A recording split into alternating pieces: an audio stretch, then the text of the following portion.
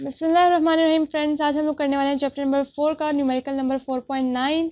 आज की वीडियो में हम लोग 4.9 और 4.10 दोनों न्यूमेरिकल करेंगे और हमारी ये वीडियो जो है, हमारा ये चैप्टर जो है वो कंप्लीट हो जाएगा और फिर हम लोग नेक्स्ट वीडियो में चैप्टर नंबर 5 स्टार्ट करेंगे।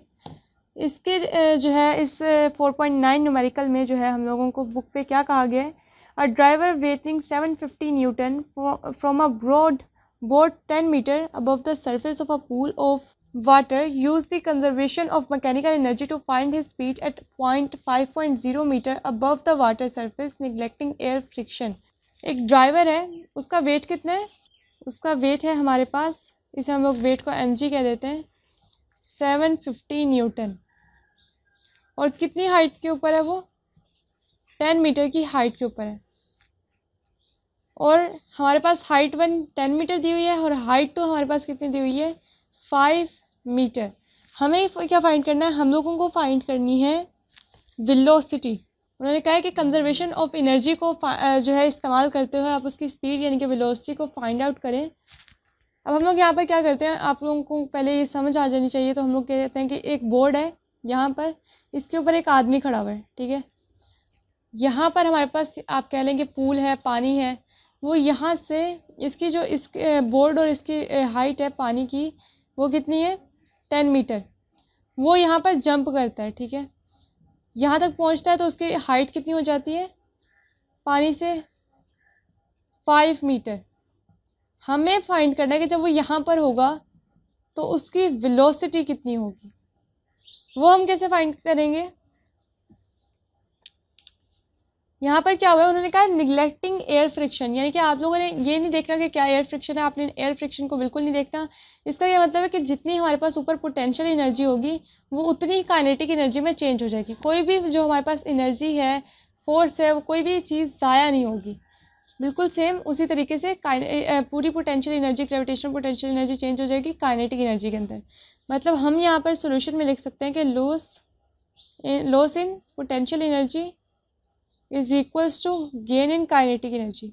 जितनी लॉस हो रही है उतनी ही गेन हो रही है। Gain in kinetic energy, gain in kinetic energy. तो हमारे पास लॉस इन पोटेंशियल एनर्जी यानी कि mgh। h यहाँ पर हमारे पास क्या है? h1 minus h2। ये हमारे पास क्या है? h1। ये हमारे पास क्या है? h2। तो h1 minus h2 is equals to gain in kinetic energy यानी कि हाफ mv स्क्वायर। ये m इस m से कट हो जाएगा। g हमारे पास h1 minus h2 is equals to v square divided by 2।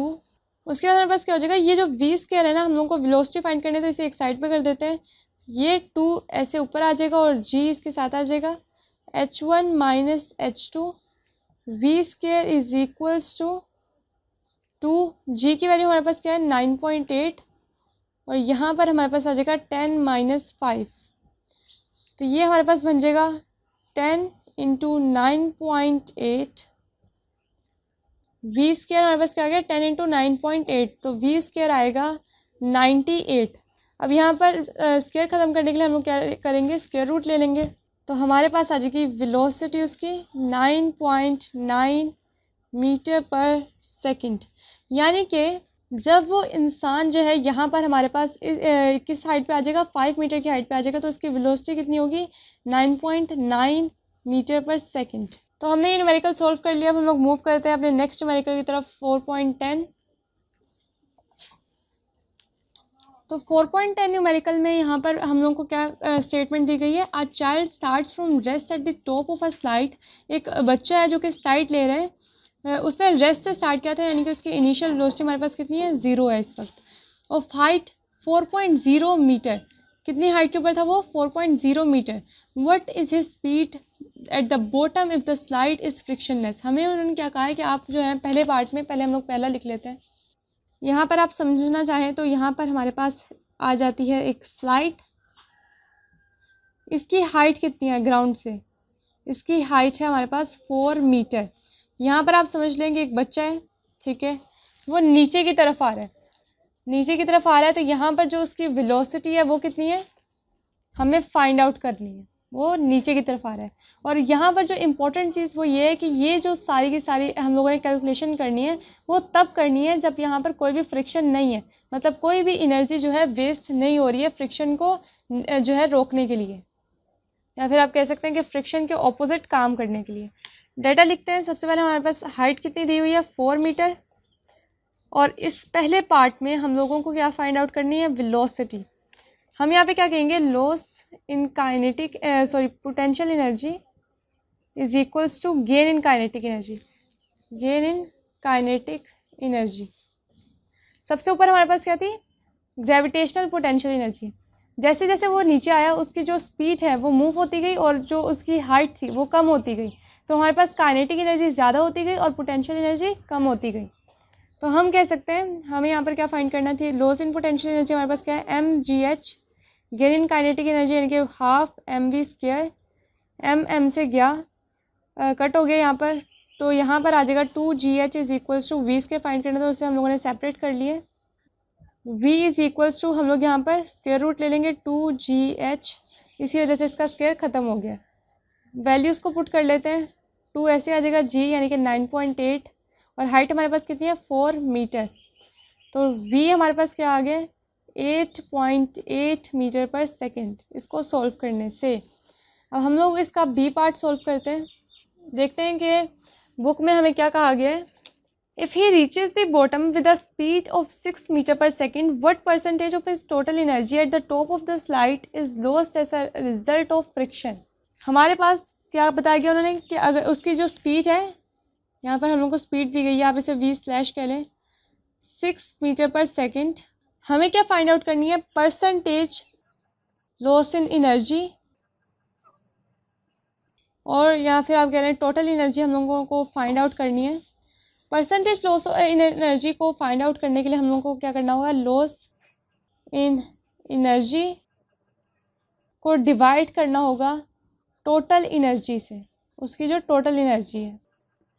हम इसे इस तरीके से लिख सकते हैं कि loss in potential energy is equals to gain in kinetic energy plus, आप यहाँ पे लिख लें loss of energy. Loss of energy यहाँ पर कौन सी है, फ्रिक्शन में जो हम लोग एनर्जी को लूज़ कर रहे हैं उसको भी, क्योंकि यहाँ पर हम लोगों को फ्रिक्शनलेस नहीं कहा गया दूसरे केस में। पहले केस में हमें क्या कहा था कि आपने फ्रिक्शन को इग्नोर करना है।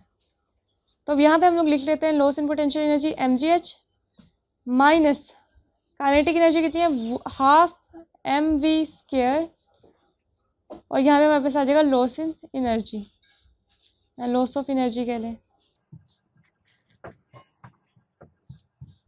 यहाँ पर हमारे पास m उसी तरीके से आ जाएगा, g की वैल्यू हम लोग पुट कर देते हैं 9.8, h की क्या वैल्यू है 4, माइनस अगर हम लोग इसे सॉल्व करें तो 1/2, और v² की क्या वैल्यू है हमारे पास 6², यहाँ पे v की क्या वैल्यू है 6, और यहाँ पे हम लोग इसका स्क्वायर ले लेंगे। तो यहाँ पर अगर हम लोग इसे सॉल्व करें तो हमारे पास आंसर आ जाएगा 18, और साथ में m उसी तरीके से, और यहाँ पे लॉस इन एनर्जी। अब इसको सॉल्व करने से हमारे पास क्या आएगा, 39.2 metre minus 18 metre is equals to loss in energy. तो टोटल मिला के हम कहते हैं कि लॉस इन एनर्जी हमारे पास आ चुकी है 21.2 मीटर। तो अब हम लोगों को क्या फाइंड आउट करनी है, टोटल एनर्जी फाइंड करनी है। टोटल एनर्जी जिसे आप mgh कह सकते हैं वो हम लोगों को फाइंड आउट करनी है। 39.2 m। टोटल एनर्जी को कैसे फाइंड आउट करेंगे हम लोग, लॉस इन एनर्जी हमारे पास कितनी है 21.2 m, उसको डिवाइड कर देंगे 39.2 m से, और मल्टीप्लाई किससे कर देंगे 100 से। और ये हम लोगों ने कहाँ पे जो है फॉर्मूला पढ़ा था, यहाँ बिल्कुल ऊपर, परसेंटेज लॉस इन एनर्जी, यहाँ हम लोगों ने मल्टीप्लाई बाय 100 नहीं लिखा हुआ, तो यहाँ पर जो है इस फॉर्मूले को इस्तेमाल अब हम लोग कर रहे हैं। और यहाँ पर हमारे पास क्या आ जाएगी, टोटल एनर्जी 54%। उन्होंने हमें क्या कहा था, परसेंटेज में फाइंड करें, तो यहाँ पर हमारे पास टोटल एनर्जी कितनी आ गई है 54%। उम्मीद है कि आज का न्यूमेरिकल भी आप लोगों को समझ आए होंगे। मिलते हैं अगली वीडियो में, और अगली वीडियो में हम लोग स्टार्ट करेंगे चैप्टर नंबर 5 के न्यूमेरिकल। तब तक के लिए अल्लाह हाफ़िज़।